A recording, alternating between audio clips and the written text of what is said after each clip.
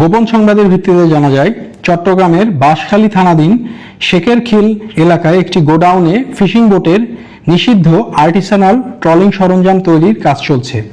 প্রাপ্ত তথ্যের ভিত্তিতে আজ 12ই আগস্ট 2025 তারিখ মঙ্গলবার মধ্যরাত 12:30টায় কোস্টগার্ড কন্টিনজেন্ট বাঁশখালী ও সেনাবাহিনীর সমন্বয়ে উক্ত এলাকায় একটি যৌথ অভিযান পরিচালনা করা হয়।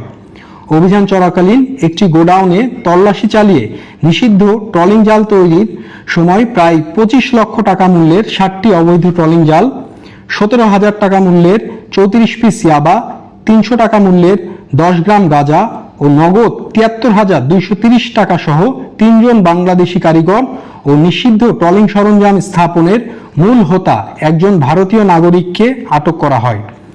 আটককৃত ব্যক্তিরা আলম চন্দ্র বরগুনার, নাথ বিশ্বাস মংলার, আকাশ বিশ্বাস সাতক্ষীরা জেলার বাসিন্দা।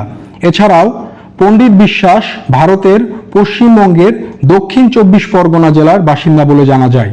আটককৃত ভারতীয় নাগরিকের দেওয়া তথ্যের ভিত্তিতে উক্ত গোডাউনের মালিক মান্নান মিয়ার বাড়িতে তল্লাশি করে উক্ত ব্যক্তির একটি ভারতীয় পাসপোর্ট উদ্ধার করা হয়।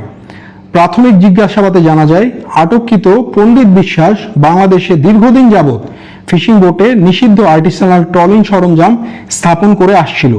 উক্ত ব্যক্তি গত 19 অক্টোবর 2023 সাল থেকে সাতক্ষীরার ভোমরা স্থলবন্দর দিয়ে নিয়মিত বাংলাদেশে যাতায়াত করত।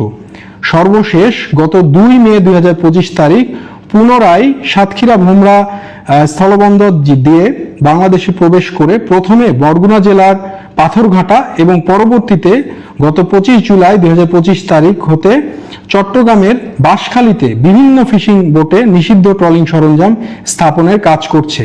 তার বিষয়ে বিস্তারিত তদন্তের কার্যক্রম চলমান রয়েছে। উল্লেখ্য, কাঠের তৈরি ফিশিং বোটে অবৈধ ট্রলিং সরঞ্জাম ও ছোট ফাঁসের বেহুন্দি জাল স্থাপন করে যান্ত্রিক ট্রলিং ট্রলারে রূপান্তর করা হয়, যার ফলে প্রবাল, সামুদ্রিক গাছপালা ও পোনা মাছ সহ ধ্বংস হয়ে ইকোসিস্টেমের ভারসাম্য নষ্ট হয়ে যাচ্ছে, যা ভবিষ্যতে বঙ্গোপসাগরে মৎস্য শূন্যতার আশঙ্কা তৈরি করছে। জব্দকৃত আলামত আটককৃত আসামিদের পরবর্তী আইনানুগ ব্যবস্থা গ্রহণের কার্যক্রম প্রক্রিয়াধীন রয়েছে।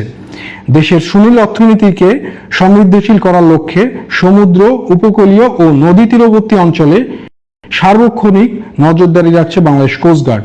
ভবিষ্যতেও এ ধরনের অভিযান অব্যাহত থাকবে।